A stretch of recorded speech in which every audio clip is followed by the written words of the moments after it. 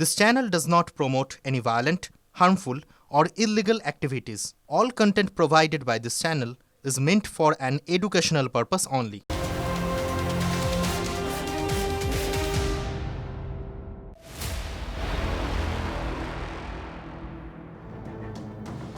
টিভি9 বাংলায় স্বাগত। Full and finally আপনাদের সঙ্গে রয়েছে আমি শর্মিষ্ঠা, আমার সঙ্গে রয়েছে দীপ। এসআইআর মামলার শুনানি রয়েছে আগামীকাল এবং যে মামলায় পিটিশন করেছেন খোদ মুখ্যমন্ত্রী মমতা বন্দ্যোপাধ্যায়, সেই মামলায় থাকতে পারেন মমতা বন্দ্যোপাধ্যায়। একেবারে এই মুহূর্তে সব থেকে বড় যে খবর আমরা ব্রেক করছি, আগামীকাল সুপ্রিম কোর্টে এসআইআর মামলার শুনানি, সেখানে থাকতে পারেন মমতা বন্দ্যোপাধ্যায়। সর্বোচ্চ আদালতের রেজিস্ট্রারের কাছে চাওয়া হলো নিরাপত্তার ছাড়পত্র। এই মুহূর্তের সব থেকে বড় খবর, যে জল্পনাটা লাগাতার চলছিল সুপ্রিম কোর্টে কি দেখা যেতে পারে মমতা বন্দ্যোপাধ্যায়কে। নয়াদিল্লি থেকে আমাদের প্রতিনিধি জ্যোতির্ময় এই মুহূর্তে রয়েছেন আমাদের সঙ্গে। জ্যোতির্ময়, আরেকটু ডিটেলস জানতে চাইবো, সুপ্রিম কোর্টে মমতা বন্দ্যোপাধ্যায়কে আগামীকাল দেখতে পাওয়া যেতে পারে, এই সম্ভাবনা কতটা জোরালো হচ্ছে? দেখো, প্রথম থেকেই এ নিয়ে জল্পনা চলছিল। মমতা বন্দ্যোপাধ্যায় যখন পিটিশন নিজের নামে ফাইল করেন, সেই সময় একটা বিষয় স্পষ্ট হয়ে যায় যে তিনি সওয়াল করতে চান, সেই কারণেই তিনি পিটিশনার ইন পার্সন হিসেবে উপস্থিত থাকার রাস্তাটা তিনি খোলা রাখেন। অর্থাৎ ডেরেক ওব্রায়ান এবং দোলা সেনের মামলা ফাইল হওয়ার পরেও তিনি নতুন করে নিজের নামে একটি মামলা ফাইল করেন। আজ সকালেই আমরা জানিয়েছি যে আগামীকাল সেই মামলা তালিকাভুক্ত হয়েছে, অর্থাৎ আগামীকাল সেই মামলার শুনানি হতে পারে। আর এই মুহূর্তে যে খবর আসছে তা অত্যন্ত তাৎপর্যপূর্ণ। মমতা বন্দ্যোপাধ্যায় তিনি পিটিশনার ইন পার্সন হিসেবে কোর্টের ভেতরে উপস্থিত থাকতেই পারেন, সেক্ষেত্রে কোনো রকম আইনি ছাড়পত্রের প্রয়োজন নেই। কিন্তু যেহেতু মুখ্যমন্ত্রী হিসেবে মমতা বন্দ্যোপাধ্যায় যাবেন, মুখ্যমন্ত্রী তিনি, যে তার Z+ সিকিউরিটি রয়েছে, স্বাভাবিকভাবেই তার নিরাপত্তা রক্ষীদেরও সুপ্রিম কোর্টের ভেতরে ঢুকতে হবে। যে খবর আমাদের কাছে এসে পৌঁছচ্ছে যে সুপ্রিম কোর্টের রেজিস্ট্রারের কাছে এবং সুপ্রিম কোর্টের সিকিউরিটি অফিসারের কাছে ছাড়পত্র চাওয়া হয়েছে যে মুখ্যমন্ত্রী নিরাপত্তার দায়িত্বে থাকা আধিকারিকরা তারাও যাতে সুপ্রিম কোর্টের ভেতরে থাকতে পারেন, এবং আমাদের কাছে যে খবর এসে পৌঁছচ্ছে সেই ছাড়পত্র দেওয়া হয়েছে। আর এই আবেদন থেকেই স্পষ্ট যে মমতা বন্দ্যোপাধ্যায় তিনি সুপ্রিম কোর্টের ভেতরে শুনানি চলাকালীন তিনি থাকতে চান, এবং তার জন্য যাবতীয় যা যা আইনি পদক্ষেপ করা প্রয়োজন, অর্থাৎ তার নিরাপত্তা থেকে শুরু করে অন্য বিষয়, প্রত্যেকটা বিষয়ে ক্লিয়ারেন্স রাখা হচ্ছে। এবারে দেখার যে তিনি সওয়াল করেন কিনা, তার জন্য আমাদের অপেক্ষা করতে হবে আগামীকাল। তবু এই ঘটনাটা যদি সত্যি মুখ্যমন্ত্রী মমতা বন্দ্যোপাধ্যায় তিনি সুপ্রিম কোর্টে হাজির থাকেন এই এসআইআর সংক্রান্ত মামলায়, এটাও কার্যত একটা নজিরবিহীন ছবি দেখবে গোটা দেশ। আর এই এসআইআর ইস্যুতে নির্বাচন কমিশনের বিরুদ্ধে মামলার হুঁশিয়ারি তিনি অনেক আগেই বারবার দিয়েছেন। আগে ঠিক কি বলেছেন একবার শোনাবো আপনাদের। ৬০ জনে ২ মাসের মধ্যে ৮১ জন, প্রায় ৭০ জনের মতো মারা গেছে। বাদ বাকিরা সুইসাইড করতে গেছিল, হসপিটালে আছে। একবারও প্রাণ কাঁদে না, একবারও মন কাঁদে না। আজ যদি আপনার বাড়ির মাকে, ৮৫ বছরের বৃদ্ধাকে টেনে হেঁচড়ে অ্যাম্বুলেন্সে করে নিয়ে যাওয়া হতো, দিল্লির লাড্ডুরা কি উত্তর দিতেন? আমরাও আইনের সাহায্য নিচ্ছি। আগামীকাল কোর্ট খুলবে, আমরাও আইনে যাব। এত মানুষের মৃত্যু, এত মানুষকে যেভাবে হ্যারাস করেছে তার বিরুদ্ধে, এবং প্রয়োজন পড়লে আমি নিজেও পারমিশন চাইব, দরকার হলে আমিও সুপ্রিম কোর্টে গিয়ে মানুষের হয়ে আমি প্লিড করব, আমি মানুষের হয়ে কথা বলবো। যেমন কথা তেমনই কি কাজ, কারণ আগামীকাল সেরকমই তো সম্ভাবনার খবর পাওয়া যাচ্ছে। আমার সঙ্গে রয়েছেন বিজেপি নেতা, কেন্দ্রীয় প্রতিমন্ত্রী সুকান্ত মজুমদার। সুকান্ত বাবু, সিকিউরিটি ক্লিয়ারেন্স চাওয়া হয়েছে সুপ্রিম কোর্টের পক্ষ থেকে, সিকিউরিটি ক্লিয়ারেন্স দেওয়া হয়েছে। মুখ্যমন্ত্রী মমতা বন্দ্যোপাধ্যায় পিটিশনার হিসেবে আগামীকাল সুপ্রিম কোর্টে থাকতে পারেন। কিভাবে দেখবেন আপনারা বিষয়টাকে? দেখুন, সুপ্রিম কোর্টে মাননীয় মুখ্যমন্ত্রী না গেলেই ভালো, কারণ উনি এই যে এখনই তার বক্তব্যটা আপনি যে শোনালেন, এই বক্তব্যের মধ্যেই মিথ্যে কথা আছে, এবং সেটা আমি 2 মিনিটে প্রমাণ করে দিতে পারি যে কোনো তৃণমূল নেতার সাথে চ্যালেঞ্জ করে, স্বয়ং মুখ্যমন্ত্রী মমতা বন্দ্যোপাধ্যায়ের সাথে চ্যালেঞ্জ করে। সুপ্রিম কোর্টে তো মিথ্যে কথা বলা যাবে না, বললে পরে ঘাড় ধাক্কা খাবেন, সেটা আমাদের জন্য মান সম্মানের বিষয় হবে। উনি তার এই ভাষণেই বলছিলেন 85 বছরের বেশি বৃদ্ধাকে ডেকে পাঠানো হয়েছে, অথচ নির্বাচন কমিশনের নিয়ম আপনারা জানেন যে এই বয়সের কোনো মানুষকে, বৃদ্ধ বা বৃদ্ধা, তিনি সুস্থ হোক বা অসুস্থ হোক, তার হাতে অপশন থাকে তার বাড়িতে গিয়ে এসআইআর সম্পন্ন করার জন্য অপশন ছিল। অতএব মিথ্যে কথাও যখন বলার অভ্যেস, তখন সুপ্রিম কোর্টে না যাওয়াই ভালো। উনি ভাবছেন সুপ্রিম কোর্টটাতে এসে উনি দাঁড়ালে পরে সুপ্রিম কোর্টের বিচারপতিদের উপর প্রেশার ক্রিয়েট হবে, সেই প্রেশার ক্রিয়েট করার কথা উনি ভাবছেন। বেশ। তবে ভারতীয় বিচার ব্যবস্থার প্রতি আমাদের সম্মান আছে। মমতা বন্দ্যোপাধ্যায়ের মতো কেউ গিয়ে প্রেশার গিয়ে বা চাপ তৈরি করার যে নীতি মমতা বন্দ্যোপাধ্যায় নিয়েছেন, আমার বিশ্বাস। ধন্যবাদ। আমাদের সঙ্গে এই মুহূর্তে তৃণমূল কংগ্রেস মুখপাত্র অরূপ চক্রবর্তী রয়েছেন। অরূপদা, এই মুহূর্তে সব থেকে বড় যে খবর TV9 বাংলা ব্রেক করলো যে আগামীকাল সর্বোচ্চ আদালতে সুপ্রিম কোর্টে মমতা বন্দ্যোপাধ্যায়কে দেখা যেতে পারে। ইতিমধ্যে সুপ্রিম কোর্টের কাছ থেকে নিরাপত্তার ছাড়পত্র চাওয়া হয়েছে। বিজেপি অভিযোগ করছে সুপ্রিম কোর্টের বিচারপতিদের উপর চাপ বাড়ানোর কৌশল এটা। আপনাদের প্রতিক্রিয়া? আমার না সুকান্ত মজুমদারের বক্তব্য শুনতে শুনতে বাংলার একটা প্রবাদ মনে পড়লো, সুরীর সাক্ষী মাতাল। মানে নির্বাচন কমিশনের বিরুদ্ধে বললে বিজেপি আগ বাড়িয়ে লাফিয়ে চলে যাচ্ছে। ঠাকুর ঘরে কি আমি তো কলা খাইনি। নির্বাচন কমিশনকে চোর বললে বিজেপির গায়ে লাগবে। কেন লাগবে? কারণ বিজেপির কথায় নির্বাচন কমিশন চুরি করছিল, ভোট চুরি। স্বাভাবিক কারণেই মুখ্যমন্ত্রী বাংলার 10.5 কোটি মানুষের পাহারাদার। সেই বাংলার মানুষের যখন লজিক্যাল ডিসক্রিপেন্সি নামক অসভ্যতম করে নাম বাদ দেওয়ার চক্রান্ত করেছে, মুখ্যমন্ত্রী বলে না leader leading from the front, নেতা সেই হয় যে সামনে দাঁড়িয়ে নেতৃত্ব দেয়। এই জন্যই জননেত্রী মমতা বন্দ্যোপাধ্যায় দেশের নেত্রী। তাই অনেক বিজেপির ধন্যবাদ। অনেক ধন্যবাদ।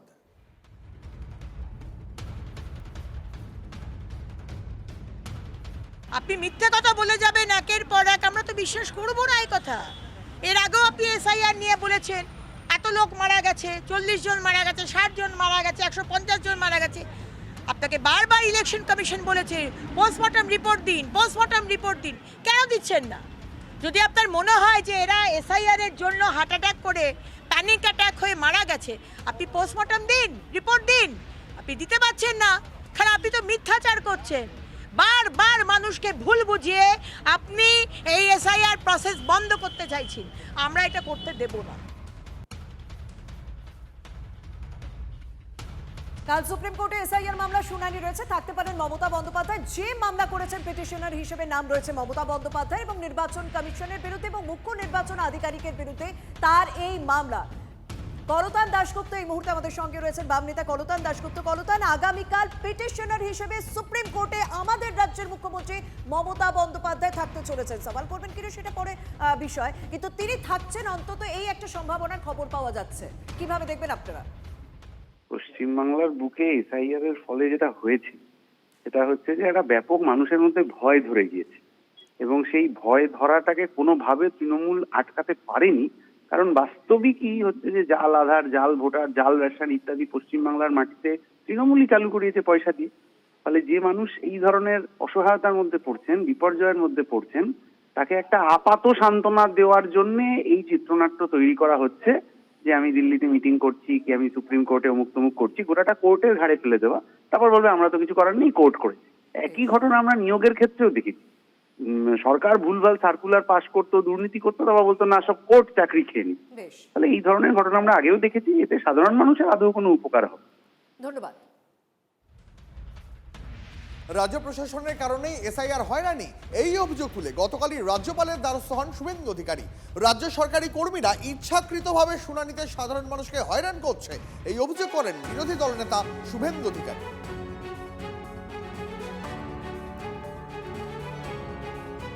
SIR এর আতঙ্কের নামই হচ্ছে মমতা ব্যানার্জি। প্রথম দিন থেকে কন্টিনিউয়াস ভয় দেখানো, আতঙ্ক তৈরি এবং সমস্ত লোকের নামের বানান ভুল, পদবীর বানান ভুল মুখ্যমন্ত্রীর নির্দেশে করেছে।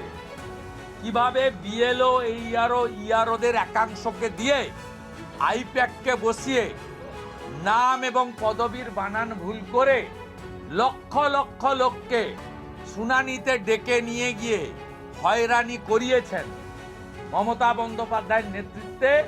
পরিকল্পিতভাবে তার প্রশাসন ইচ্ছাকৃতভাবে যারা বানানের ত্রুটি করেছেন আইপ্যাক এবং তৃণমূলের নির্দেশে, সেই BLO, AERO, EROদেরকে অবিলম্বে সাসপেন্ড করে FIR স্টার্ট করতে হবে এবং 3টি জেলা শাসককে ইমিডিয়েট সাসপেন্ড করতে হবে। মুর্শিদাবাদ, দক্ষিণ 24 পরগনা এবং পূর্ব মেদিনীপুর। আমাদের কাছে স্পেসিফিক ডকুমেন্ট রয়েছে এদের বিরুদ্ধে।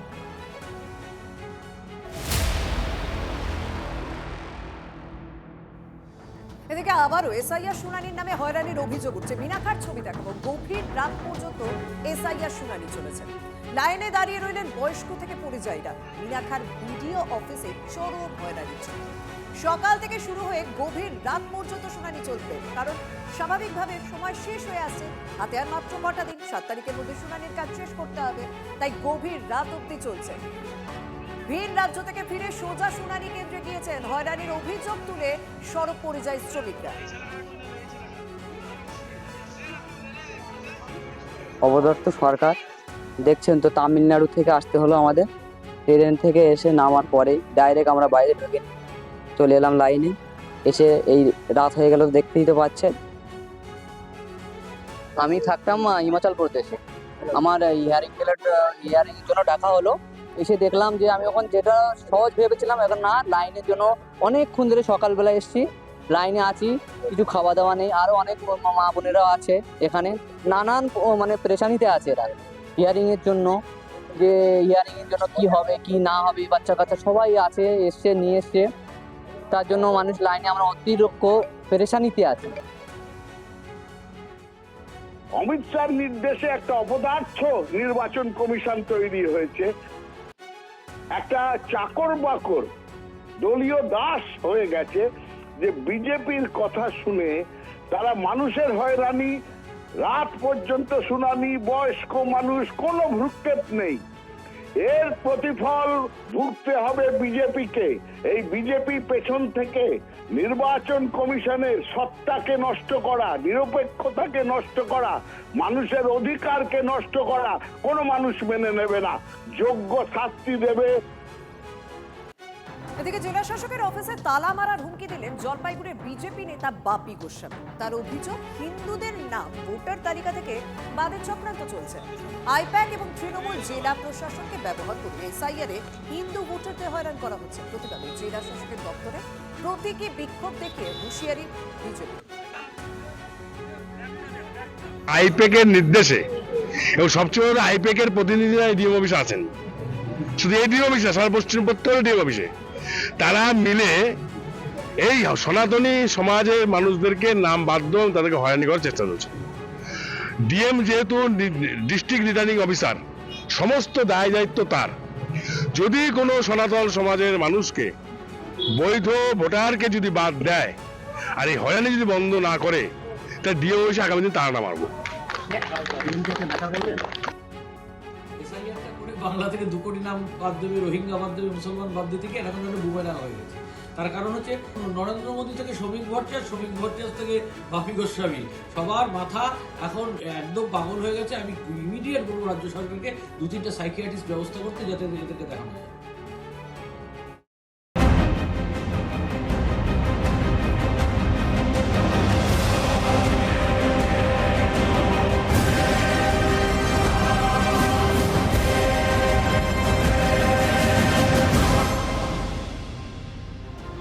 টার্গেট 26 বঙ্গজুড়ে বিধানসভায় বিজেপির কৌশল বৈঠক। বিজেপির পরিষদীয় দলের বৈঠকে দলের পর্যবেক্ষক বিপ্লব দেব। 26 ভোটের কৌশল নিয়ে বৈঠকে আলোচনা। বাংলার মানুষ তৃণমূলের উপরে বিরক্ত, বদল চাইছে। ত্রিপুরায় বদল হয়েছে, বাংলাতেও বদল সম্ভব। ত্রিপুরায় যদি 0 থেকে ক্ষমতায় আসা যায়, তাহলে বাংলায় 77 থেকে 177 হবে না কেন? বৈঠকে বললেন বিপ্লব দেব, এমনটাই সূত্রের খবর। আমাদের প্রতিনিধি প্রদীপ্ত এই মুহূর্তে রয়েছেন আমাদের সঙ্গে। আমি সরাসরি একবার প্রদীপ্তর সঙ্গে কথা বলবো। প্রদীপ্ত, খুব ইম্পর্টেন্ট এই বিজেপির যে কৌশল বৈঠক, যেটা আসন্ন বিধানসভা নির্বাচনকে পাখির চোখ করে বিজেপি এই মুহূর্তে অনুষ্ঠিত করছে, সেই বৈঠকে বাংলা জয়ের কোনো দিক নির্দেশ এখনো পর্যন্ত কি স্থির হলো?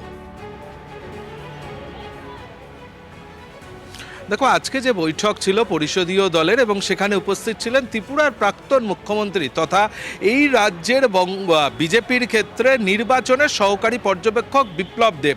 তিনি এই বৈঠকের মধ্যে বারংবার তুলে ধরার চেষ্টা করেছেন যে ত্রিপুরায় তারা কোন অবস্থায় ছিলেন, বাম জমানাকে কিভাবে তারা উৎখাত করতে পেরেছিলেন রাজনৈতিকভাবে, এবং তারপর কিভাবে এই ক্ষমতায় এসেছিলেন, সেই সমস্ত বিষয় তিনি যেমনভাবে তুলে ধরে এই রাজ্যের বিধায়কদের মনোবল বাড়ানোর চেষ্টা করেন। একই সঙ্গে বিধায়কদের যে কাজ গত কয়েক মাস ধরে দলের তরফ থেকে দেওয়া ছিল, অর্থাৎ মানুষের কাছে পৌঁছানো, জনসংযোগের কাজ, একই সঙ্গে উঠোন বৈঠক, অর্থাৎ ছোট ছোট যে ধরনের বৈঠকের কথা অমিত শাহরা বারংবার বলছেন, সেই বৈঠক একই সঙ্গে মানুষের কাছে পৌঁছানো, অর্থাৎ সাধারণ মানুষের বাড়িতে গিয়ে খাওয়া, তাদের সঙ্গে কথা বলা, রাতে তাদের বাড়িতে থাকা, এই যে কাজটা দেওয়া হয়েছিল বিধায়কদের, সেই বিষয় নিয়েও তিনি আলাপ আলোচনা করেন। তিনি অনেকের পারফরমেন্স নিয়ে কিন্তু খুব বেশি সন্তোষজনক মনোভাব প্রকাশ করেছেন এমনটি আমরা জানতে পাচ্ছি না, তবে মোটের ওপরে বেশিরভাগ বিধায়কের এক্ষেত্রে পারফরমেন্স ভালো, অর্থাৎ দলের যে সাংগঠনিক কাজ দেওয়া হয়েছিল সেই কাজের বিষয়। সেই সঙ্গে তিনি বলেছেন যার যেখানে ভুল ত্রুটি রয়েছে সেগুলো সরিয়ে এখনই আরও বেশি করে ঝাঁপিয়ে পড়তে হবে, এবং যেহেতু এখন মাধ্যমিক পরীক্ষা চলছে, উচ্চ মাধ্যমিক পরীক্ষা, সিবিএসসি আইসিএসসি পরীক্ষার জন্য কোনো বড় জনসভা হবে না, ফলে এই সময়টাতে আরও বেশি করে কাজে লাগাতে হবে এবং বিধায়করা যাতে এলাকায় মানুষের কাছে যান সেই কথাই কিন্তু তিনি এদিনের বৈঠকে বারংবার তুলে ধরেছেন। আর এই ক্ষেত্রে শুভেন্দু অধিকারীরাও তিনিও কিন্তু এই বিপ্লব দেব যে কথা বলেছেন সেভাবেই জনসংযোগ বাড়ানোর কথা বলেছেন, এবং বৈঠক শেষের পর শুভেন্দু অধিকারী বলছেন যে বিপ্লব দেব যেখানে হাত দেন সেখানেই তিনি সোনা ফলান, অর্থাৎ ত্রিপুরাতে 2017-র পর বাম সরকারকে উৎখাত করার পিছনে এই বিপ্লব দেবদের ভূমিকা ছিল, সেই বিপ্লব দেবরাই দায়িত্বে এসেছেন এবং এখানে বিজেপি তার জয়ের রথকে প্রতিষ্ঠিত এগিয়ে নিয়ে যেতে পারবে, 77 থেকে একেবারে ম্যাজিক ফিগারে পৌঁছাবে এই আশা তারা করছেন। এখন দেখার যে এই বৈঠক থেকে যে প্রদীপ্ত নজর রাখো। আমরা পশ্চিমবাংলার মানুষকে মুক্তি দিতে চাই, পশ্চিমবাংলার যে ছেলে মেয়েদেরকে রোজগার ও বিশেষ করে মহিলাদের সুরক্ষা, সেটাই আমাদের বিধায়কদের মূল লক্ষ্য। ভারতীয় জনতা পার্টির নরেন্দ্র মোদীর মূল লক্ষ্য, সেটাই আমরা করব। মানুষের সঙ্গে সাথেও মানুষ মুক্তি চাইছে, আমাদের বিধায়করা যারা আছে সৌরভবাবুর নেতৃত্বে সেই কাজগুলো করছে। সব বিধায়কদের নির্বাচনমুখী করার বিশেষ কিছু কাজ দিয়ে গিয়েছিলেন মাননীয় অমিত শাহজি, মাননীয় বিএল সন্তোষজি, সেগুলো উনি বুঝিয়ে দিয়েছেন। বিধায়করা সেইগুলো পালন করবেন এবং উনি আশা প্রকাশ করেছেন যে 77টা বিধায়ক অন্তত অনেক বড় নাম্বারে সরকার গঠন করে এখানে প্রবেশ তারা করবে। উনি যেভাবে ত্রিপুরাতে বিজেপিকে শূন্য থেকে ক্ষমতায় এনেছেন, এখানেও উনি হাত দিয়েছেন। বিপ্লব দেব যেখানেই যায় সেখানেই সোনা ফলে, এখানেও দাদা।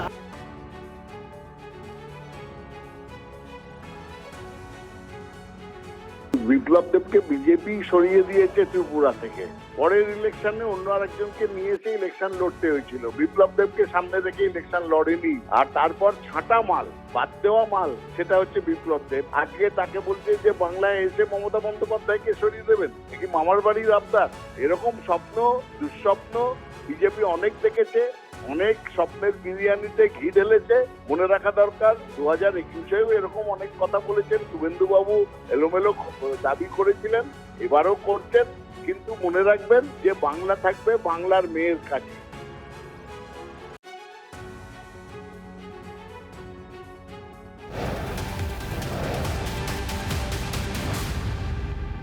ফের বঙ্গ বিজেপির নেতাদের সঙ্গে বৈঠকে নীতিন নবীন। আজ বঙ্গের বিজেপি সংসদ পর্যবেক্ষকদের নিয়ে বৈঠক।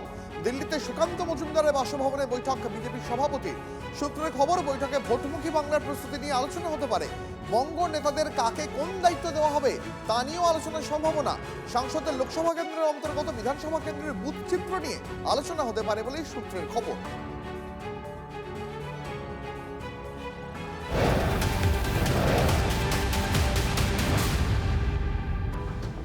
শুল্ক যুদ্ধের পর আমেরিকার সঙ্গে বাণিজ্য চুক্তিতে সফল। বিজেপির সংসদীয় দলের বৈঠকে প্রধানমন্ত্রীকে শুভেচ্ছা বিজেপি সাংসদদের। বৈঠকে প্রধানমন্ত্রী বলেন, এটা আমাদের কূটনীতির জন্য বড় জয়। মার্কিন বাণিজ্য চুক্তি একটি ভালো পরিবেশ তৈরি করেছে। মানুষ সমালোচনা করছিল, কিন্তু আমরা ধৈর্য ধরেছি, যার ফলাফল এসেছে। বাণিজ্য চুক্তি দেখালো যে ধৈর্য সর্বদা ফল দেয়। আমার সঙ্গে রয়েছেন সহকর্মী জ্যোতির্ময়। আর স্বাভাবিকভাবেই ভারতের কূটনৈতিক সম্পর্কের ক্ষেত্রে এবং ভারত আমেরিকার সম্পর্কের ক্ষেত্রে একটা যথেষ্ট গুরুত্বপূর্ণ বিষয়, এবং তাতে দুদেশের মানুষই এবং দুদেশের ব্যবসায়ী স্বাভাবিকভাবে লাভবান হবে। কতটা গুরুত্বপূর্ণ এই বিষয়টা এবং প্রধানমন্ত্রীর এই বক্তব্যগুলো?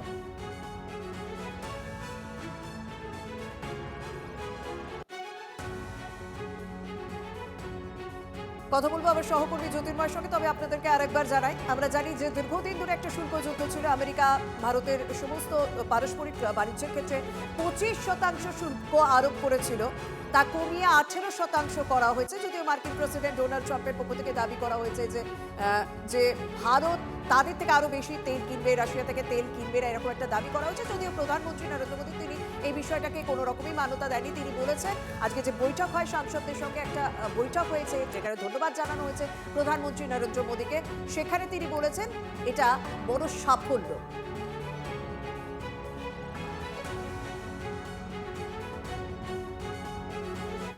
এই মুহূর্তে আরো একটা বড় খবরে নজর রাখবো। বিধানসভার একাধিক কমিটিতে জেল ফেরত পার্থ চট্টোপাধ্যায়। বিধানসভার লাইব্রেরি আবাসন সংক্রান্ত কমিটিতে পার্থ চট্টোপাধ্যায়। অগ্নি নির্বাপন, জরুরি পরিষেবা, বিপর্যয় মোকাবিলা স্ট্যান্ডিং কমিটিতেও প্রাক্তন মন্ত্রী। এই মুহূর্তে আরো একটা বড় খবর, বিধানসভার একাধিক কমিটিতে জেল ফেরত পার্থ চট্টোপাধ্যায়। আমাদের সহকর্মী প্রদীপ্ত কান্তি আমাদের সঙ্গে রয়েছেন, আরো ইন ডিটেইলস এই বিষয়ে জানাবেন। প্রদীপ্ত, দেখো, দুটি কমিটিতে তাকে স্থান দেওয়া হয়েছে, একটি লাইব্রেরি কমিটি আর একটি আবাসন, অগ্নি নির্বাপন, বিপর্যয় মোকাবিলা সংক্রান্ত যে স্ট্যান্ডিং কমিটি রয়েছে সেই জায়গাতে। এবং এক্ষেত্রে বিধানসভার যে বক্তব্য তা হলো এটাই বিধানসভার নিয়ম যে মন্ত্রী বা বিরোধী দলনেতা বাদে বাকি যে কোনো বিধায়ক বিভিন্ন কমিটির তারা সদস্য হন এবং প্রত্যেকেই দুটি করে কমিটি পান। এক্ষেত্রে পার্থবাবুর জন্য দুটি কমিটি নির্ধারণ করা হয়েছে, সেভাবেই পার্থ চট্টোপাধ্যায়কে দেওয়া হয়েছে। একই সঙ্গে তোমায় বলে রাখি যে পার্থ চট্টোপাধ্যায় তিনি দীর্ঘদিন দলের থেকে দূরত্ব থাকলেও তিনি মন্ত্রী নন, কিন্তু তার বিধানসভায় যে আসন তিনি 2021 সালে মন্ত্রী হিসাবে পেয়েছিলেন, যে আসনে তিনি বসতেন সেই আসনেরও কোথাও কোনো বদল করা হয়নি। তার কারণ বিধানসভা কর্তৃপক্ষের ব্যাখ্যা যে পার্থ চট্টোপাধ্যায় তিনি একজন সিনিয়র মানুষ, সিনিয়র বিধায়ক, ফলে তার আসন বদল করার কোনো প্রয়োজন নেই। এরই মধ্যে পার্থ চট্টোপাধ্যায়কে দুটি কমিটির সদস্য করা হলো বিধানসভা এবং তৃণমূল জমানায় এই প্রথম। নজর রাখো, অনেক ধন্যবাদ। এটা সম্পূর্ণভাবে স্পিকারের নিজের বিষয়। স্পিকারের সেই স্বাধীনতা আছে কাকে কোন কমিটিতে রাখবেন সেই ব্যাপারে। স্পিকারদের সিদ্ধান্তই চূড়ান্ত, এই নিয়ে প্রশ্ন করার কোনো অর্থ হয় না। দেবজিৎ সরকার এই মুহূর্তে রয়েছেন আমাদের সঙ্গে। দেবজিৎ বাবু, যে খবর TV9 বাংলা এই মুহূর্তে দেখাচ্ছে বিধানসভার দুটি কমিটিতে জেল ফেরত পার্থ চট্টোপাধ্যায়, লাইব্রেরি এবং আবাসন সংক্রান্ত কমিটিতে ফিরলেন পার্থ চট্টোপাধ্যায়। তৃণমূলের কমিটি তাতে জেল ফেরত মানুষরা থাকবেন না তো কে থাকবেন? রামকৃষ্ণ মিশন ফেরত না ভারত সেবাশ্রম সংঘ ফেরত? আপনারা কি মনে করেন? এইসব প্রশ্ন করে আরো লোককে বিভ্রান্ত করেন, তৃণমূলকে অস্বস্তিতে ফেলেন, এগুলো তো ঠিক নয়। আপনারা তৃণমূল, এটা মনে রাখতে হবে, এটা তৃণমূল কংগ্রেসের সরকার, এটা রাজ্য সরকার নয়। এখানে সরকার চালাচ্ছে তৃণমূল কংগ্রেস। এখানে মুড়ির টিন, তারপরে জয়নগরের মোয়া, নাড়ু, এইসব ছোটখাটো ল্যাঙ্গুয়েজ আছে যার দ্বারা লোকে বুঝতে পারে টাকা নাকি অন্য কিছু ইত্যাদি প্রভৃতি।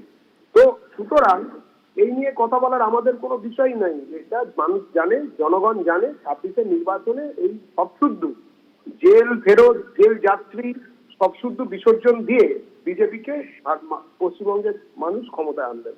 অনেক ধন্যবাদ আপনার প্রতিক্রিয়ার জন্য।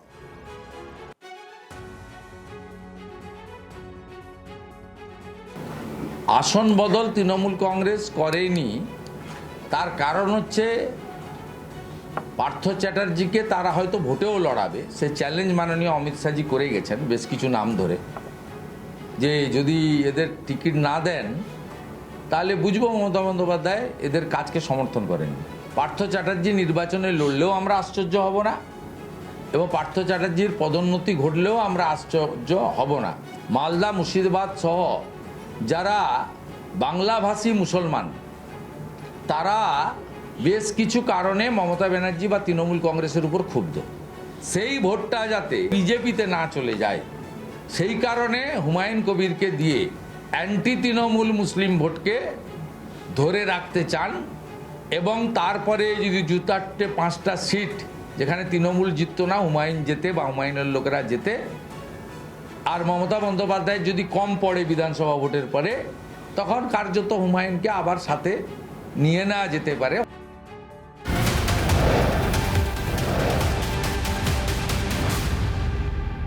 তৃণমূল নেতৃত্ব বারবার বৈঠক করছেন, কমিটি গঠন করে দেওয়া হচ্ছে, কিন্তু বীরভূমে কাজল শেখ এবং অনুব্রত মণ্ডল গোষ্ঠীর সংঘাত কি থামানো যাচ্ছে না? সিউড়িতে তৃণমূলের গোষ্ঠী দ্বন্দ্বে 5 জন গ্রেপ্তার, 3 জন আটক হয়েছে, তাদেরকে জিজ্ঞাসাবাদ করা হচ্ছে। গতকাল অনুব্রত অনুগামীদের হাতাহাতিতে জড়িয়ে পড়ে কাজল ঘনিষ্ঠ সিউড়ি 2 নম্বর ব্লকের তৃণমূল সভাপতি নুরুল ইসলাম ঘনিষ্ঠরা।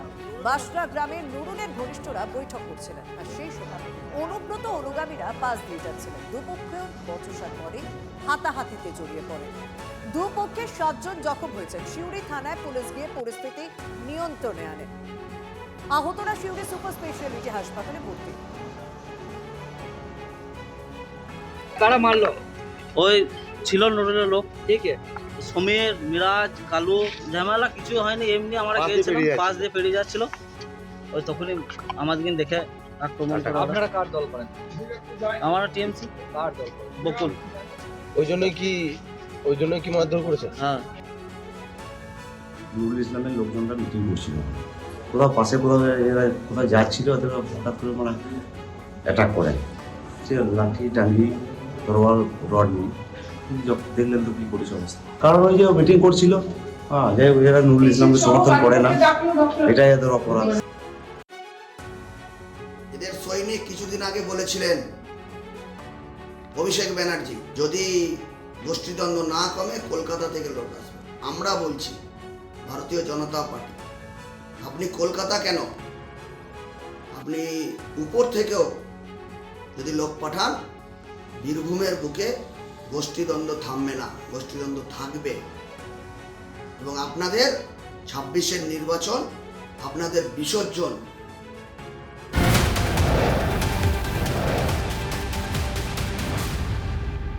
আর একটা খবর এই মুহূর্তে নজর রাখবো, ভোটের আগে গোষ্ঠী কন্দলে জেরবার শাসক দল, এবার শাসনে তৃণমূলের গোষ্ঠী কন্দল। মিটিং চলাকালীন তৃণমূল ব্লক নেতা এবং পূর্ত কর্মাধ্যক্ষের মধ্যে ব্যাপক হাতাহাতি।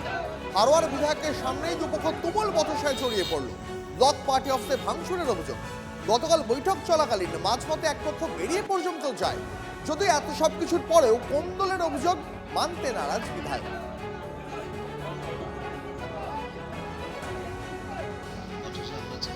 আমি সেই মতো সঙ্গে সঙ্গে আমার পঞ্চায়েত সমিতির সভাপতি ম্যাডামের কাছে ফোন করি এবং জানতে পারি যে একটা কোনো কথা কাটাকাটি হয়েছে। সেই মতো আমি সঙ্গে সঙ্গে আজকে 6টার সময় আমি ব্লক পার্টি অফিসে বসেছিলাম। তো আশা করছি যেভাবে আমরা কথা আলোচনা করেছি খুব শীঘ্রই সেটা নিষ্পত্তি হয়ে যাবে। ফের বালি মাফিয়াদের দৌরাত্ম্য। ভোর রাতে গিলান্ডি নদীগর্ভ থেকে অবাধে বালি লুট করার অভিযোগ। ট্রাক্টর, পিকআপ ভ্যানের শব্দে ঘুম ভাঙছে স্থানীয় বাসিন্দাদের। প্রশ্নের মুখে বিএলও, সেচ দপ্তর, পুলিশের ভূমিকা নিয়েও প্রশ্ন উঠছে। অবৈধ বালি লুটে নদী ভাঙনের ঘটনা ঘটছে, অভিযোগ বাসিন্দাদের। বালি পাচার ঠেকাতে কড়া নির্দেশ দিয়েছিলেন মুখ্যমন্ত্রী, কিন্তু তারপরেও প্রশাসনের একেবারে নাকের ডগা দিয়ে কিভাবে এইভাবে বালি লুট চলছে? তাহলে কি মুখ্যমন্ত্রী মমতা বন্দ্যোপাধ্যায়ের নির্দেশ নিচু তলার সরকারি আধিকারিকদের কানে পৌঁছচ্ছে না? উঠছে প্রশ্ন। শাসকের নেতাদের মদতেই বালি মাফিয়াদের এমন রমরমা, পাল্টা অভিযোগ করছেন স্থানীয় বাসিন্দারা। সেই ছবিটা আরো একবার দেখুন। এই ছবি ধূপগুড়ির ছবি, সেখানে বালি মাফিয়াদের দাপাদাপি। ভোর রাতে নদীগর্ভ থেকে অবাধে বালি লুট চলছে। স্থানীয় বাসিন্দারা আওয়াজে শব্দে ঘুমোতে পারছেন না। ট্রাক্টর, পিকআপ ভ্যানের শব্দে ঘুম ভেঙে যাচ্ছে তাদের। প্রশ্নের মুখে বিএলও দপ্তর, সেচ, এমনকি পুলিশের ভূমিকাও। পুলিশের গাড়ি দাঁড়িয়ে থাকুক, কারণ পুলিশ হচ্ছে পাহারা দিচ্ছে যাতে কেউ বিঘ্নিত না করে। পুলিশ কারো বিরুদ্ধে আইনত ব্যবস্থা গ্রহণ করে না, কারণ পুলিশের কাজটা হচ্ছে এইটাই যে তৃণমূল কোম্পানির চোরেরা চুরি করবে আর পুলিশ প্রত্যক্ষ পরোক্ষভাবে সেখানে মদত দেবে। কারণ এত পরিমাণ বালি পাচার হওয়ার পরও দেখবেন কারো বিরুদ্ধে এফআইআর হয়নি, কারো বিরুদ্ধে অভিযান হয়নি। সরকারিভাবে যারা আধিকারিকের দায়িত্বে আছেন শুধু আইওয়াশ করবার জন্য 2-1বার ঘটনার পরিদর্শন করছে, কিন্তু কাজের কাজ কিছুই হচ্ছে না। এর থেকেই পরিষ্কার যে প্রশাসনের মদতে এই ধরনের অবাধ লুট ও সারা জলপাইগুড়ি জেলায় চলছে। আমাদের তৃণমূল কংগ্রেসের কোনো নেতা কোনো বালি পাথরের সঙ্গে যুক্ত নয়। এখানে আমার ধারণা বিজেপির কোনো নেতা বা কর্মীরাই এরা যুক্ত আছে, কিন্তু নিজেদের অস্তিত্ব টিকিয়ে রাখার জন্য তৃণমূল কংগ্রেসের নেতা নেতৃত্ব দোষারোপ দিচ্ছে। আমরা অবশ্যই দলীয়ভাবে একটা ইনকোয়ারি করব। দলীয় কোনো নেতা বা কর্মী যদি যুক্ত থাকে দল তার বিরুদ্ধে ব্যবস্থা অবশ্যই নিবে। খাস দক্ষিণ কলকাতার অভিজাত এলাকায় যে প্রকাশ্যে বোমাগুলি চলল সেই ঘটনা এখনো পর্যন্ত 14 জনকে গ্রেপ্তার করা হয়েছে। গতকাল রাতে আরো 4 জনকে গ্রেপ্তার করা হয়েছে, কিন্তু যে মূল মাথা যার নাম বারবার উঠে আসছে তার কি খবর জানাবেন আমার সহকর্মী সুশোভন সঙ্গে রয়েছে। সুশোভন, এই সোনা পাপ্পুর কি খবর? তার নাম তো শেষ পর্যন্ত এবার নিয়ে আসা হলো, অভিযোগে তার নাম রয়েছে, এবার তাকে কি ট্রেস করা গিয়েছে? দেখো, 14 জন গ্রেপ্তার হয়েছে। প্রথম দিন 10 জন, দ্বিতীয় দিন 4 জন। এই 4 জনের মধ্যে তুমি জানো যে 3টে অভিযোগ হয়েছিল, একটা পুলিশের করা এবং বাকি 2টো অভিযোগ পরস্পরের বিরোধী, এবং সেই জায়গা থেকেই 4 জন, অর্থাৎ দুজন সব মিলে 4 জন। 14 জন গ্রেপ্তার হলেও সোনা পাপ্পু এখনো অধরা, এবং সোনা পাপ্পুকে এখনো পর্যন্ত পুলিশ খোঁজ করছে, কিন্তু পুলিশ তার নাগাল পাচ্ছে না। অন্যদিকে তোমায় দেখাবো, দীর্ঘ সময় ধরে কংগ্রেস তারা ডেপুটেশন দিয়েছে একটু আগে, কিন্তু তারা দীর্ঘ সময় অবস্থান করছেন এবং তারা দাঁড়িয়ে রয়েছেন। আচ্ছা, আপনারা তো দীর্ঘ সময় দাঁড়িয়ে রয়েছেন, আপনারা এত অবস্থান করছেন কেন? না, আমাদের অবস্থান বিক্ষোভ আমাদের সমাপ্ত হয়েছে ডেপুটেশনের মাধ্যমে। এর আগে আমরা মিছিল করেছি, অবস্থান করেছি। আমাদের বক্তব্য একটা, 1990 সালে মমতা বন্দ্যোপাধ্যায়ের মাথায় তৃণমূলের সিপিএমের সমাজবিরোধী লালু আলমের মাথায় লান্ডা পড়েছিল, আমাদের সামনে মমতা বন্দ্যোপাধ্যায় লুটিয়ে পড়েছিল, রক্তাক্ত হয়েছিল। সেদিনকে তারা মমতা বন্দ্যোপাধ্যায় বলেছিলেন, বিরোধী নেত্রী আমাদের যুব কংগ্রেস সভানেত্রী, তৃণমূল সিপিএমের সমাজবিরোধীর দ্বারা আক্রান্ত। আজকে সেই এই ঘটনার প্রতিবাদে পথে নেমেছে, যদিও এই ঘটনায় 14 জনকে গ্রেপ্তার করা হয়েছে এবং রবীন্দ্র সরোবর থানায় দায়ের হওয়া মামলায় যুক্ত করা হয়েছে অবশেষে সোনা পাপ্পুর নাম। গতকাল সন্ধ্যায় কাকুলিয়ার অশান্তির ঘটনায় সোনা পাপ্পুর ঘনিষ্ঠদের বিরুদ্ধে হামলা চালানোর অভিযোগ করেছিলেন স্থানীয় বাসিন্দারা। অভিযোগ, পাল্টা অভিযোগ, সব মিলিয়ে 3টে অভিযোগ দায়ের হয়েছে রবীন্দ্র সরোবর থানায়, যার মধ্যে বাবু সোনা দাস এবং বাকিদের বিরুদ্ধে যে এফআইআর হয়েছিল তাতে এবার সোনা পাপ্পুর নাম যুক্ত হয়েছে বলে খবর পুলিশ সূত্রে।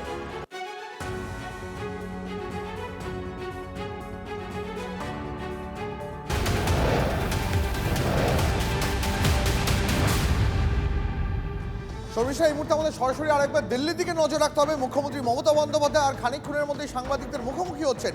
সরাসরি এই মুহূর্তে নজর রাখবো দিল্লির দিকে। দিল্লিতে সাংবাদিক বৈঠক করতে চলেছেন মুখ্যমন্ত্রী মমতা বন্দ্যোপাধ্যায়। তৃণমূল সরকারের অভিযোগ, এসআইআর এর জন্য বাংলায় 150-এরও বেশি মানুষ মারা গেছেন, কেউ আতঙ্কে মারা গেছেন, কেউ কাজের চাপে মারা গেছেন। তাদের পরিজনদের দিল্লিতে নিয়ে যাওয়া হয়েছিল। সেই সমস্ত আক্রান্ত পরিবারদের নিয়ে তৃণমূল কংগ্রেস সুপ্রিমো মমতা বন্দ্যোপাধ্যায় সাংবাদিকদের মুখোমুখি হতে চলেছেন নয়াদিল্লি থেকে। আমাদের প্রতিনিধি জ্যোতির্ময়ের সঙ্গে কথা বলবো। জ্যোতির্ময়, এই মুহূর্তে মমতা বন্দ্যোপাধ্যায়কে দেখতে পাচ্ছি এবং তার সঙ্গে দেখতে পাচ্ছি যে সমস্ত পরিবার, তৃণমূল কংগ্রেসের অভিযোগ, যে পরিবার বাংলায় আক্রান্ত হয়েছিল তাদের পরিবারের সদস্যদের নিয়ে যাওয়া হয় দিল্লিতে। সেই নিয়ে বঙ্গভবনে গতকাল কার্যত তুলকালাম পরিস্থিতি তৈরি হয়। মমতা বন্দ্যোপাধ্যায় অভিযোগ করেন, দিল্লি পুলিশ ঘরে ঘরে ঢুকে তল্লাশি চালাচ্ছে অবৈধভাবে। আজ সেই সমস্ত আক্রান্ত পরিবারকে নিয়ে সাংবাদিকদের মুখোমুখি হতে চলেছেন মমতা বন্দ্যোপাধ্যায়। আমরা এই মুহূর্তে সরাসরি নজর রেখেছি দিল্লির দিকে। গতকালই নির্বাচন সদনে তিনি যখন বৈঠক করেন, বৈঠকের পর তার পরবর্তী কর্মসূচি সম্পর্কে জানানো হয়েছিল। গতকালই তিনি একটা বিষয় পরিষ্কার করে দিয়েছিলেন যে তিনি দিল্লিতেই এখন থাকবেন।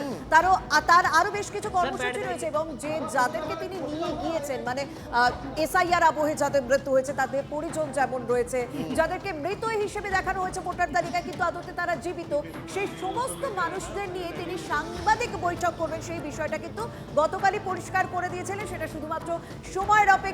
আমরা দেখতে পাচ্ছি প্রস্তুতি একেবারে শেষ মুহূর্তে, প্রত্যেকের হাতে প্লাকার্ড রয়েছে, প্রত্যেকের দাবি রয়েছে এবং মমতা বন্দ্যোপাধ্যায় তিনি তাদের সঙ্গে কথা বলছেন এবং আর কিছুক্ষণের মধ্যে প্রত্যেকেই সাংবাদিকদের মুখোমুখি হবেন, কারণ তাদেরকে নিয়ে সাংবাদিক বৈঠক করার কথা। করে প্রতিবাদ জানানোর একটা প্রতীকী এখানে যেটা চলছে, আমরা দেখতে পাচ্ছি এখানে সবাই প্রত্যেকে কালো পোশাক পরে এসেছেন, প্রত্যেকের গলায় প্ল্যাকার্ড রয়েছে। এটা প্রতীকী বিক্ষোভ এক ধরনের, কারণ গতকাল থেকেই কালো পোশাকটা তারা পরছে। যখনই নির্বাচন সদনে গিয়েছিলেন তখন থেকেই কিন্তু এই কালো পোশাক প্রত্যেকের গায়ে। গতকাল মমতা বন্দ্যোপাধ্যায় তিনিও কালো শাল নিয়ে গিয়েছিলেন, অভিষেক বন্দ্যোপাধ্যায় কালো সোয়েটার পরে গিয়েছিলেন, প্রত্যেকের কালো পোশাক ছিল। আজও সেই বিষয়টা কিন্তু বজায় রয়েছে, কার্যত এটা প্রতীকী প্রতিবাদ। এবং গতকাল কিন্তু মমতা বন্দ্যোপাধ্যায় এটাও স্পষ্ট করেছিলেন তিনি কোনো ধরনের জঙ্গি আন্দোলন চালাতে দিল্লি যাননি, তিনি একেবারে প্রতিবাদ সকলের সামনে তুলে ধরতেই দিল্লিতে গিয়েছেন। তিনি বিচার চাইতে গিয়েছিলেন কিন্তু বিচার পাননি। নির্বাচন সদন থেকে গতকাল বেরোনোর পর এই কথাটাই বলেছিলেন। তারপরেই তাকে প্রশ্ন করা হয়েছিল তাহলে তার পরবর্তী পদক্ষেপ কি হবে, এবং তার পরবর্তী পদক্ষেপের মধ্যে যে সেটা কার্যত স্পষ্ট করে দিয়েছিলেন যে যাদের তিনি নিয়ে গিয়েছেন তাদেরকে সাংবাদিকদের সামনাসামনি আনবেন। সেটাই সময়ের অপেক্ষা ছিল। আমরা সেই দেখতে পাচ্ছি এই মুহূর্তে তাদেরকে নিয়ে সাংবাদিক বৈঠকের একেবারে শেষ মুহূর্তে প্রস্তুতি চলছে এবং প্রত্যেকের হাতে প্লাকার্ড এবং তুমি ভীষণ গুরুত্বপূর্ণ দেখো যে প্ল্যাকার্ড যে কটা রয়েছে সে কটা কিন্তু ইংরেজি হরফে লেখা, ইংরেজিতে লেখা। তিনি এই প্ল্যাকার্ডে ইংরেজিতেই তারা তাদের প্রতিবাদ তুলে ধরেছেন, কারণ তোমাকে মানতে হবে, কারণ এটা দিল্লি এবং সর্বভারতীয় স্তরে এই প্রতিবাদকে তুলে ধরতেই যে দিল্লিতে গিয়েছেন সে কথা কিন্তু মমতা বন্দ্যোপাধ্যায় একেবারে স্পষ্ট করে দিয়েছেন। আমরা দেখতে পাচ্ছি সেই ছবি। এসআইআর এর কারণে যে সমস্ত পরিবার বিপর্যস্ত হয়েছে, যারা তাদের আত্মীয় স্বজনদের হারিয়েছেন, মমতা বন্দ্যোপাধ্যায়ের অভিযোগ, তৃণমূল কংগ্রেসের অভিযোগ, সেই সমস্ত পরিবার পরিজনদের সঙ্গে এই মুহূর্তে মমতা বন্দ্যোপাধ্যায় তাদের নিয়ে সাংবাদিকদের মুখোমুখি হতে চলেছেন দিল্লি থেকে, বঙ্গভবন থেকে। সরাসরি আমরা দেখাচ্ছি, আমাদের প্রতিনিধি জ্যোতির্ময় এবং আমাদের চিত্র সাংবাদিক অনুদীপ সেখানে রয়েছেন এই মুহূর্তে।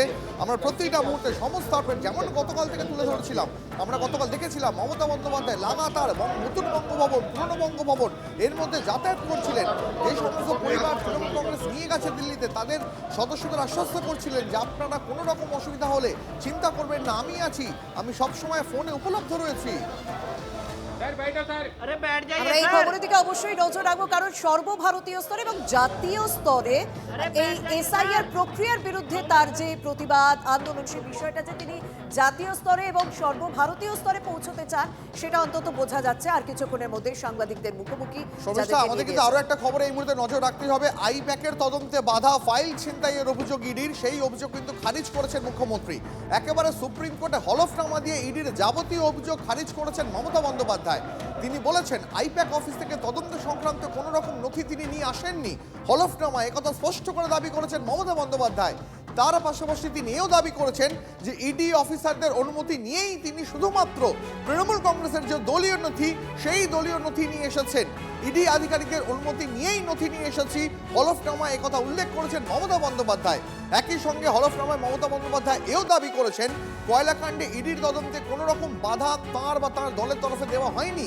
যেখানে তল্লাশি চলছিল সেখানে অল্প সময়ের জন্য তিনি উপস্থিত ছিলেন, হলফনামায় দাবি করেছেন মমতা বন্দ্যোপাধ্যায়।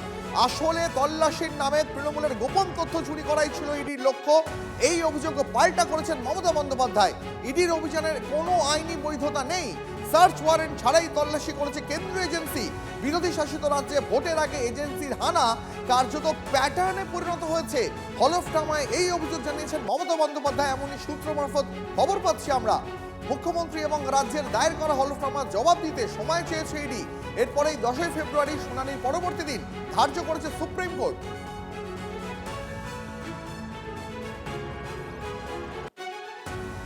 আপনাদের শোনাই একবার, মমতা বন্দ্যোপাধ্যায় 8ই জানুয়ারি কলকাতায় যখন ইডির তল্লাশি চলছিল সেই সময় প্রত্যেকজনের বাড়ি থেকে বেরিয়ে ঠিক কি বলেছিলেন শুনুন। देखो मैंने सब लेके आया because I rang up Potik because he is the in charge of my party. So my hard disks, see, phone, hard disk, all they are collecting and they have already attacked my IT office also in sector 5. তিনি যুদ্ধ জয়ের মতো বলেছেন, আমি কাড়িয়ে নিয়ে এলাম, আমি নিয়ে যেতে দিইনি। এই ভাষাগুলো কিন্তু অনুমতি বা অনুমোদন বা মিউচুয়ালি হ্যান্ডেড ওভার এটা হয় না।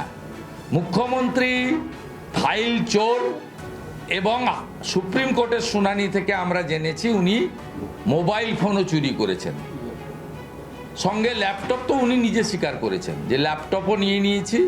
মুখ্যমন্ত্রী যা বলেছেন হলফনামায় ভয়ে চাপে বাঁচার জন্য আতঙ্কিত দিশাগ্রস্ত জেলে যাওয়ার আতঙ্কে থাকা এই মুখ্যমন্ত্রী তিনি মিথ্যা হলফনামা দিয়েছেন। উনার কথার সঙ্গে হলফনামার কোনো মিল নেই, দুটো হলফনামার লেখা আর উনার ওই দিন ভিজুয়াল স্টেটমেন্ট দুটোকে পাশাপাশি রাখলে একটা বাচ্চা ছেলেও বলে দেবে যে hour chief minister is establish liar. আমরা আবারও বঙ্গভবনের দিকে নজর রাখবো, কারণ আর কিছুক্ষণের মধ্যেই সাংবাদিকদের মুখোমুখি হতে চলেছেন যারা সেখানে গিয়েছেন তৃণমূলের পক্ষ থেকে, যাদেরকে নিয়ে যাওয়া হয়েছে। কারণ এসআইআর আবহে যাদের মৃত্যু হয়েছে তাদের পরিজনেরা যেমন রয়েছেন তেমন রয়েছেন যাদের মৃত হিসেবে দেখানো হয়েছে। মমতা বন্দ্যোপাধ্যায় তিনি তো অবশ্যই রয়েছেন এবং অভিষেক বন্দ্যোপাধ্যায় তিনিও পৌঁছে গিয়েছেন। এই মুহূর্তে যে ছবি আমরা শর্মিষ্ঠা দেখতে পাচ্ছি, একেবারে তৃণমূল কংগ্রেস সুপ্রিমো মমতা বন্দ্যোপাধ্যায় তিনি নিজে তদারকি করছেন যে আক্রান্ত পরিবারের সদস্যরা কে কোথায় বসবেন। প্রত্যেকে কিন্তু প্ল্যাকার্ড নিয়ে এখানে প্রতীকী বিক্ষোভেও সামিল হয়েছেন, আপনারা দেখতে পাচ্ছেন সেই ছবি। আর কিছুক্ষণের মধ্যে আমরা সেই সাংবাদিক সম্মেলনের দিকে অবশ্যই নজর রাখবো, তবে তার ব্যাক টু ব্যাক বেশ কিছু খবর আপনাদের সামনে তুলে ধরতে হবে, কারণ কাল সুপ্রিম কোর্টে এসআইআর মামলার যে শুনানি রয়েছে সেখানে পিটিশনার হিসেবে মমতা বন্দ্যোপাধ্যায় রয়েছেন। আর এই মুহূর্তে সব থেকে বড় আপডেট আপনাদেরকে দেবো যে সুপ্রিম কোর্টে আগামীকাল থাকতে পারেন আমাদের রাজ্যের মুখ্যমন্ত্রী মমতা বন্দ্যোপাধ্যায়, তৃণমূল নেত্রী মমতা বন্দ্যোপাধ্যায়, কারণ সর্বোচ্চ আদালতের রেজিস্ট্রারের কাছে নিরাপত্তার ছাড়পত্র চাওয়া হয়েছে। পিটিশনার হিসেবে মমতার সঙ্গে কতজন নিরাপত্তায় থাকতে পারবেন তা জানতেই চাওয়া হলো ছাড়পত্র। সুপ্রিম কোর্টে সিকিউরিটি অফিসারের কাছে চাওয়া হয়েছে অনুমতি। এর আগে মমতা বন্দ্যোপাধ্যায় তিনি আগেই বলে দিয়েছিলেন প্রয়োজনে তিনি সওয়ালও করতে পারেন, তিনি সওয়াল করবেন কিনা সেটা তো অবশ্যই সময়ের অপেক্ষা করতে হবে, কিন্তু তিনি যে কার্যত উপস্থিত থাকতে পারেন পিটিশনার হিসেবে আগামীকাল সুপ্রিম কোর্টে তিনি থাকতে পারেন, যা কার্যত নজিরবিহীন হতে চলেছে সেটা অন্তত তথ্য মারফত জানাই যাচ্ছে। এবং আগে মুখ্যমন্ত্রী মমতা বন্দ্যোপাধ্যায় তিনি ঠিক কি বলেছিলেন তার নিজের সওয়াল করা নিয়ে, সাধারণ মানুষের কথা তিনি নিজে গিয়ে বলবেন সুপ্রিম কোর্টে, এরকমই বক্তব্য রেখেছিলেন, একবার শুনিয়ে দেবো আপনাদের। রাইট জোরে 2 মাসের মধ্যে 81 জন প্রায় 70 জনের মতো মারা গেছে, বাদ বাকিরা সুইসাইড করতে গেছিল, হসপিটালে আছে। একবারও প্রাণ কাঁদে না, একবারও মন কাঁদে না। আজ যদি আপনার বাড়ির মাকে 85 বছরের বৃদ্ধাকে টেনে হেঁচড়ে অ্যাম্বুলেন্সে করে নিয়ে যাওয়া হতো, দিল্লির লাড্ডুরা কি উত্তর দিতেন? আমরাও আইনের সাহায্য নিচ্ছি। আগামীকাল কোর্ট খুলবে, আমরাও আইনে যাব। এত মানুষের মৃত্যু, এত মানুষকে যেভাবে হ্যারাস করেছে তার বিরুদ্ধে, এবং প্রয়োজন পড়লে আমি নিজেও পারমিশন চাইব, দরকার হলে আমিও সুপ্রিম কোর্টে গিয়ে মানুষের হয়ে আমি প্লিড করব, আমি মানুষের হয়ে কথা বলবো। সুপ্রিম কোর্টে মাননীয় মুখ্যমন্ত্রী না গেলেই ভালো, কারণ উনি এই যে এখনই তার বক্তব্যটা আপনি যে শোনালেন, এই বক্তব্যের মধ্যেই মিথ্যে কথা আছে, এবং সেটা আমি 2 মিনিটে প্রমাণ করে দিতে পারি, যে কোনো তৃণমূল নেতার সাথে চ্যালেঞ্জ করে, স্বয়ং মুখ্যমন্ত্রী মমতা বন্দ্যোপাধ্যায়ের সাথে চ্যালেঞ্জ করে। সুপ্রিম কোর্টে তো মিথ্যে কথা বলা যাবে না, বললে পরে ঘাড় ধাক্কা খাবেন, সেটা আমাদের জন্য মান সম্মানের বিষয় হবে। উনি ভাবছেন সুপ্রিম কোর্টটাতে এসে উনি দাঁড়ালে পরে সুপ্রিম কোর্টের বিচারপতিদের উপর প্রেশার ক্রিয়েট হবে, সেই প্রেশার ক্রিয়েট করার কথা উনি ভাবছেন। পশ্চিমবাংলার বুকে এসআইআর এর ফলে যেটা হয়েছে সেটা হচ্ছে যে একটা ব্যাপক মানুষের মধ্যে ভয় ধরে গিয়েছে, এবং সেই ভয় ধরাটাকে কোনোভাবে তৃণমূল আটকাতে পারেনি। কারণ বাস্তবিকই হচ্ছে যে জাল আধার, জাল ভোটার, জাল রেশন ইত্যাদি পশ্চিমবাংলার মাটিতে তৃণমূলই চালু করিয়েছে পয়সা দিয়ে। ফলে যে মানুষ এই ধরনের অসহায়তার মধ্যে পড়ছেন, বিপর্যয়ের মধ্যে পড়ছেন, তাকে একটা আপাত সান্ত্বনা দেওয়ার জন্য এই চিত্রনাট্য তৈরি করা হচ্ছে যে আমি দিল্লিতে মিটিং করছি, কি আমি সুপ্রিম কোর্টে অমুক তমুক করছি, গোটাটা কোর্টের ঘাড়ে ফেলে দেওয়া, তারপর বলবে আমরা তো কিছু করার নেই, কোর্ট করেছে। একই ঘটনা আমরা নিয়োগের ক্ষেত্রেও দেখেছি। সরকার ভুলভাল সার্কুলার পাস করতো, দুর্নীতি করতো, তারপর বলতো না সব কোর্ট চাকরি খেয়ে নি। তাহলে এই ধরনের ঘটনা আমরা আগেও দেখেছি, এতে সাধারণ মানুষের আদৌ কোনো উপকার হবে? আপনি মিথ্যে কথা বলে যাবেন একের পর এক, আমরা তো বিশ্বাস করবো না এই কথা।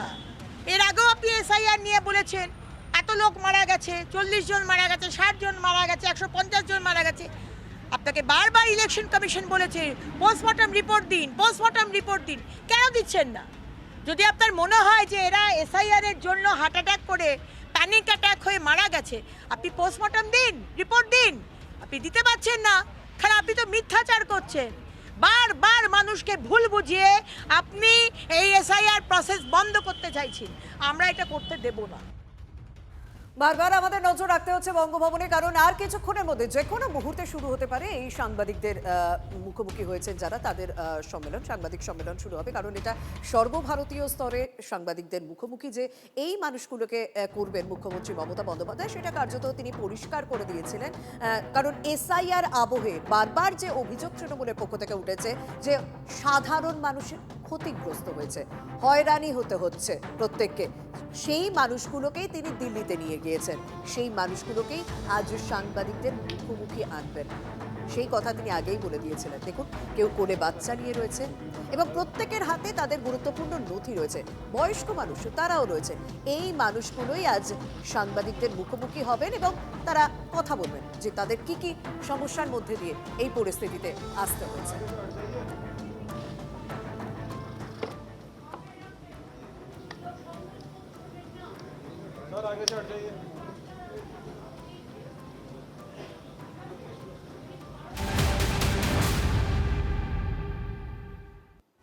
দিল্লির দিকে তো আমাদের নজর থাকবে, তবে এই মুহূর্তে একবার জামুরিয়ার দিকে নজর রাখবো, কারণ জামুরিয়া থেকে যে খবর পাওয়া যাচ্ছে সেখানে ব্যবসায়ীর বাড়ি থেকে টাকার পাহাড় উদ্ধার। কয়লা পাচার মামলা তদন্তে বস্তা ভর্তি টাকা বাজেয়াপ্ত করলো ইডি। জামুরিয়ার ব্যবসায়ী রাজেশ বানসালের বাড়ি থেকে উদ্ধার হলো প্রায় কোটি টাকা। এই মুহূর্তের সব থেকে বড় খবর, মেশিন এনে টাকা গোনার কাজ চলছে। আবারও সেই চেনা ছবি যেন ফিরে এলো এই বাংলায়। বস্তা আরো নিয়ে আসা হয়েছে, তার কারণ এত টাকা উদ্ধার হয়েছে, তার জন্য পর্যাপ্ত বস্তা নেই এই মুহূর্তে। আরো বস্তা ইডির আধিকারিকরা এই মুহূর্তে নিয়ে এসে তল্লাশি চালাচ্ছেন। বহু নথি, বহু ব্যাংক অ্যাকাউন্টের বই উদ্ধার হয়েছে, এমনটাই সূত্র মারফত খবর পাওয়া যাচ্ছে। আরো একবার এক্সক্লুসিভলি আপনাদের দেখাই, জামুরিয়ায় ব্যবসায়ীর বাড়ি থেকে উদ্ধার টাকার পাহাড়। কয়লা পাচার মামলা তদন্তে বস্তা বস্তা টাকা বাজেয়াপ্ত ইডির।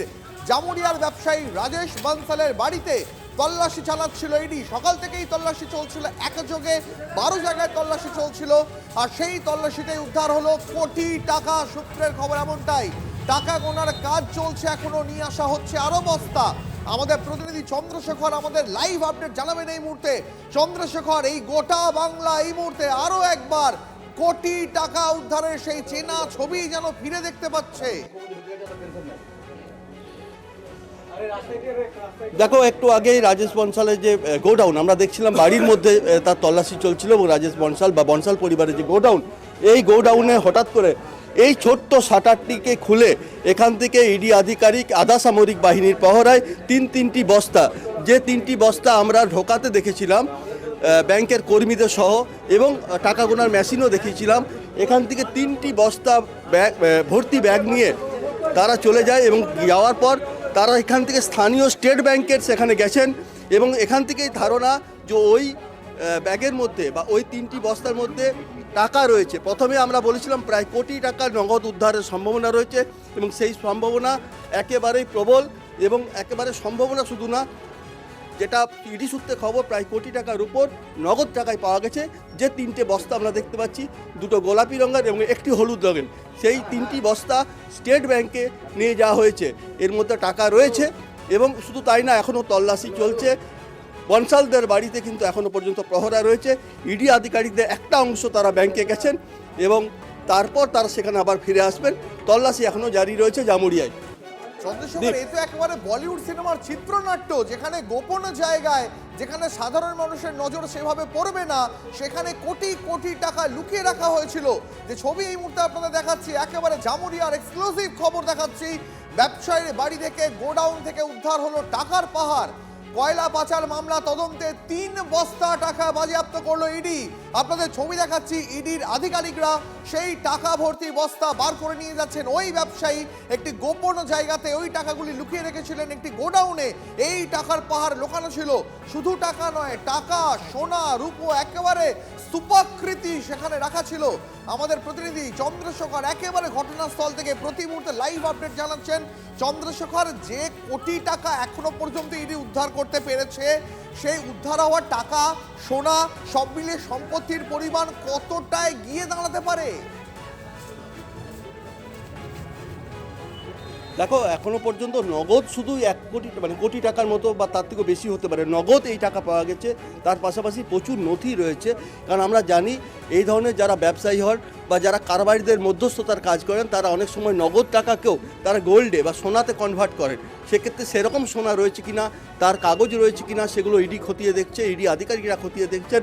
এবং তার পাশাপাশি আমি আগেও বলেছি যে এই কারবারি কেন, মানে এই বনসালদের বাড়িতেই কেন ইডির হানা, কারণ একটা শ্রেণী ছিল যারা কয়লা বিক্রি করছিল, একটা শ্রেণী ছিল যারা কয়লা কিনছিল, অর্থাৎ মধ্যস্থতাকারী হিসাবে বা তাদের অ্যাকাউন্টকে ব্যবহার করা হতো এই বনসালদের যে ট্রেডিং কোম্পানি রয়েছে তার থেকে, অর্থাৎ হাওয়ালা জোকের সঙ্গে যুক্ত রয়েছে এই জামুরিয়ার এই ব্যবসায়ীর পরিবার।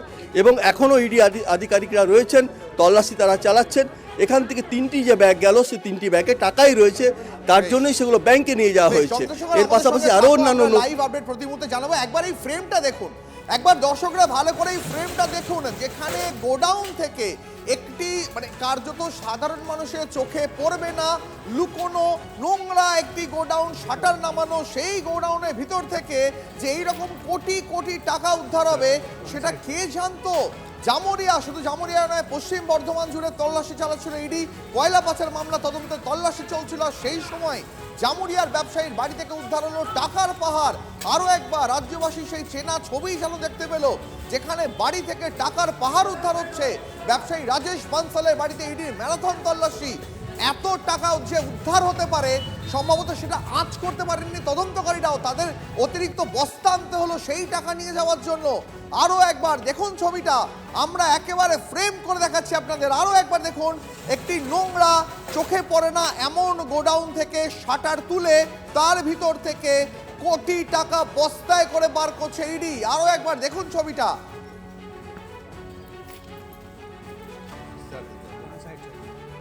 আর এত বড় দুর্নীতি হয় না যদি প্রশাসনের কেউ না জড়িত থাকে। এরকমই তো অভিযোগ বারবার বিরোধীরা করে, কারণ সেরকমই তো বিষয় এবার দেখা যাচ্ছে। কয়লা পাচার মামলার তদন্তে এবার পুলিশের বাড়িতেও ইডি আধিকারিকরা পৌঁছে গিয়েছে। বুদবুদ থানার ওসির দুর্গাপুরের বাড়িতে ইডি হানা। কয়েকদিন আগেই বুদবুদ থানার ওসির দায়িত্ব নিয়েছেন মনোরঞ্জন মণ্ডল, কারণ 2024 সালে একাধিক অনিয়মের অভিযোগে বারাবণী থানার ওসি পদ থেকে সাসপেন্ড হয় মনোরঞ্জন। আর এই মুহূর্তে আমার সঙ্গে রয়েছেন আমার সহকর্মী মনোতোষ। মনোতোষ, আমার মনে আছে সেই বর্ধমান, সেই দুর্গাপুরে দাঁড়িয়ে মমতা বন্দ্যোপাধ্যায় বলেছিলেন পুলিশের নিচু তলার অনেকে দুর্নীতির সঙ্গে জড়িয়ে যাচ্ছে। সেই দুর্নীতির মধ্যে কি এই মনোরঞ্জনকেও ফেলা যায় দুর্নীতির জালে? দেখো, একদমই তাই। মুখ্যমন্ত্রী যে অভিযোগ করেছিল এবং তারপরেই কিন্তু কর্তব্যে গাফিলতি, এবং এই কর্তব্যে গাফিলতির অভিযোগে কিন্তু ওই বারাবণী থানার সাব ইন্সপেক্টর তখন মনোরঞ্জন মণ্ডল, তাকে কিন্তু সাসপেন্ড করা হয়েছে। এবং সদ্য গতকালই তিনি বুদবুদ থানার দায়িত্ব পেয়েছেন। এবং আজকেই সকাল থেকে যেটা সকাল 6টা নাগাদ ইডির আধিকারিকরা তারা তার দুর্গাপুরের বাড়িতে ঢুকেছে এবং সেই থেকে তারা তল্লাশি চালাচ্ছে। এখনো পর্যন্ত কিন্তু ঘরের মধ্যে তল্লাশি চলছে। এবং যেটা মনে করা হচ্ছে যে কয়লা তদন্তে এই অফিসারের কোনো ভূমিকা ছিল, সেই উত্তর কিন্তু ইডির যারা তদন্তকারী আধিকারিক তারা খুঁজছে। এবং পাশাপাশি আরো অভিযোগ উঠে আসে যে কয়লা তদন্তে। অনেক ধন্যবাদ।